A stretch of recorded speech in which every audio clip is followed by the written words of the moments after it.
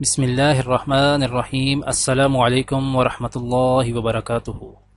آج کی آیت سورۃ البقرہ، آیت نمبر 229۔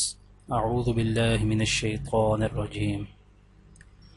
الطلاق مرتان فإمساكم بمعروف أو تسريح بإحسان ولا يحل لكم أن تأخذوا مما آتيتموهن شيئا إلا أن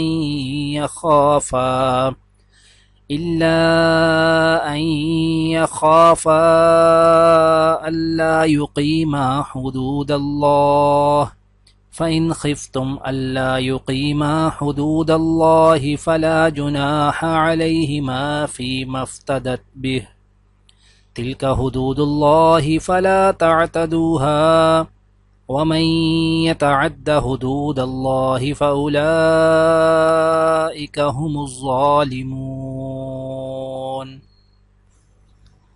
طلاق زیادہ سے زیادہ 2 بار ہونی چاہیے۔ اس کے بعد شوہر کے لیے 2 ہی راستے ہیں، یا تو قاعدے کے مطابق بیوی کو روک رکھے یعنی طلاق سے رجوع کر لے، یا خوش اسلوبی سے چھوڑ دے یعنی رجوع کے بغیر عدت گزر جانے دے۔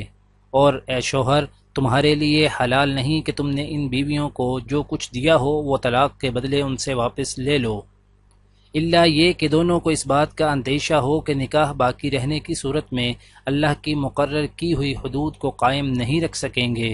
چنانچہ اگر تمہیں اس بات کا اندیشہ ہو کہ وہ دونوں اللہ کی حدود کو قائم نہ رکھ سکیں گے تو ان دونوں کے لیے ان میں کوئی گناہ نہیں ہے کہ عورت مالی معاوضہ دے کر علیحدگی حاصل کر لے۔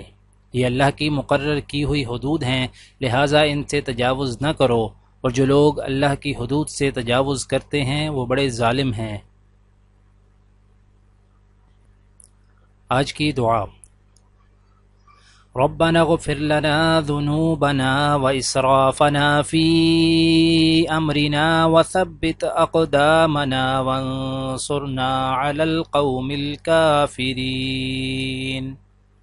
اے ہمارے رب، ہماری غلطیوں اور کوتاہیوں سے درگزر فرما، ہمارے کام میں تیرے حدود سے جو کچھ تجاوز ہو گیا ہو اسے معاف کر دے، ہمارے قدم جما دے اور کافروں کے مقابلہ میں ہماری مدد کر۔